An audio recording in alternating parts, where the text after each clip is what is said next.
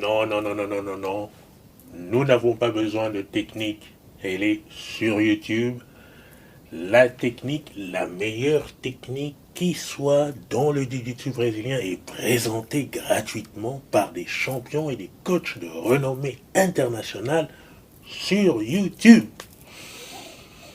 Alors à quoi sert le coach alors? À quoi sert le coach?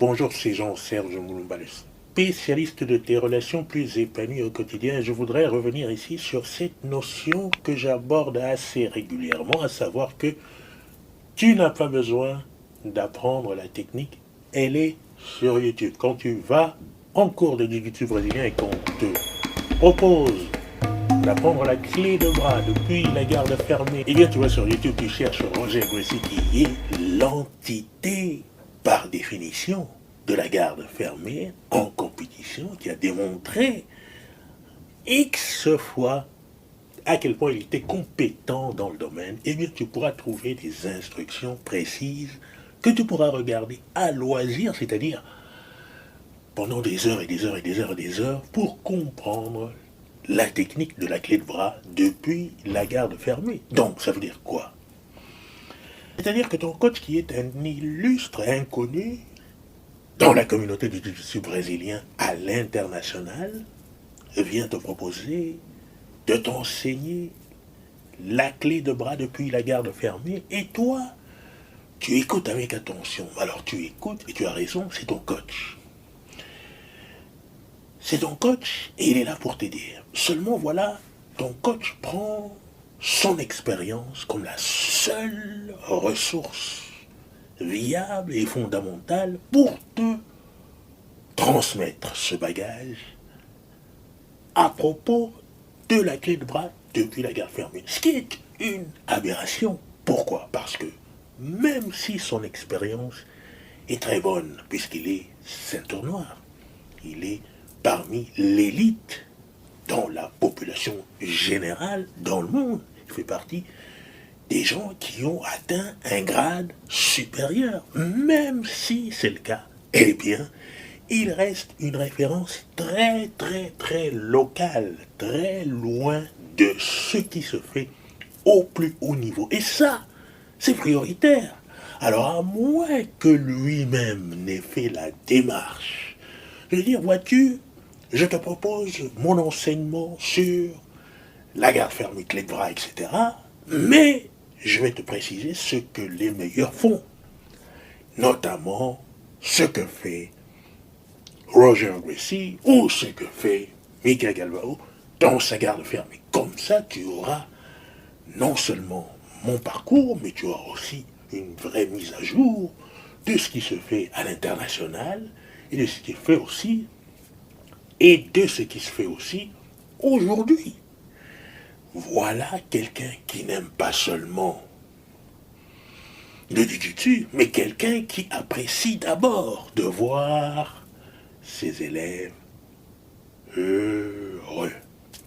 Donc, on a besoin de plus de gentillesse. On a d'abord besoin de la gentillesse. La technique est sur YouTube.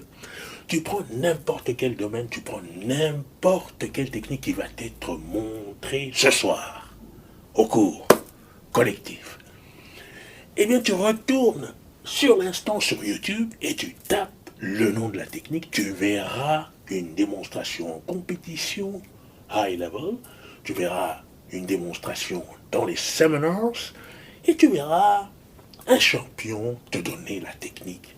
Tu auras multiples sources et déclinaisons possibles pour pouvoir avoir l'information qui te permette de comprendre la technique qui a été proposée en cours par ton coach.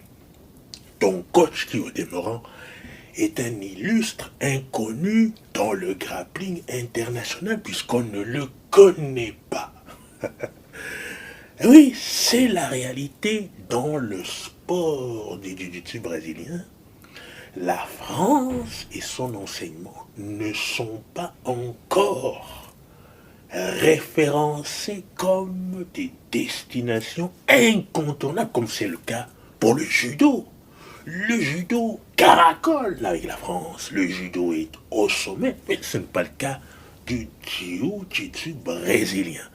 Et donc, le meilleur doit pouvoir être retiré. D'ailleurs, c'est ce qui a été mon cas. Il y a déjà 4-5 ans, je disais, mais les leg locks, pourquoi pas les leg locks? Oh non, on peut pas faire ça, c'est trop dangereux, non, mais c'est pas possible. 4-5 ans, ceinture blanche. Oui, mais je suis ceinture blanche encore aujourd'hui puisqu'ils m'ont donné la ceinture bleue par pitié, retiré la ceinture violette en public. Ils m'ont posé la police aux trousses pour que je puisse être surveillé par rapport à mes vidéos. Ouh, je ne te dis pas le climat dans lequel le jiu-jitsu ici est servi au plus grand nombre. Je ne te dis pas, évidemment tu n'entendras rien, parce que il est demandé de faire semblant. Parce que si tu ne fais pas semblant, tu sais ce qui va t'arriver, eh bien tu n'auras pas ton grade. Ou alors on va te le jeter à la figure. Tu vas être montré comme la personne qui est déviante. Tu vas subir la calomnie pour avoir osé proposer des seminars à 80 €. Je te signale d'ailleurs que la gamme s'est enrichie de son numéro, le dos. Et oui, le dos parce que, tu le sais, surtout dans le jiu-jitsu brésilien, tout le monde parle dans le dos. On parle dans le dos parce que le dos c'est le Graal dans le jiu-jitsu brésilien. Attraper le dos pour avoir un étranglement, c'est le Graal dans le jiu-jitsu brésilien. Et voilà, le dos est là. Le dos est là pour ces seminars. Donc, vois-tu, tu iras en cours, mais sache que ton coach qui te propose la technique doit te proposer plus que ça. Parce que la technique est sur YouTube. Ce qu'il doit te proposer, c'est plus de gentillesse, plus de bienveillance, plus d'accueil, plus d'empathie, plus de compassion, plus de considération. Évidemment, tout ça avec le respect. Parce que sans le respect des uns et des autres, des individualités, des parcours, des histoires, etc., on ne peut rien construire de fondamental, de pérenne, on ne peut rien construire de solide, même dans un art martial qui est aussi prospère, aussi attrayant, aussi fascinant que le jiu-jitsu brésilien. Si cette vidéo t'a plu, je te demande de partager, de commenter, de liker, de t'abonner, de faire ainsi grandir la communauté. Ça me rend un grand service, et je t'en remercie. Je te dis à la prochaine vidéo.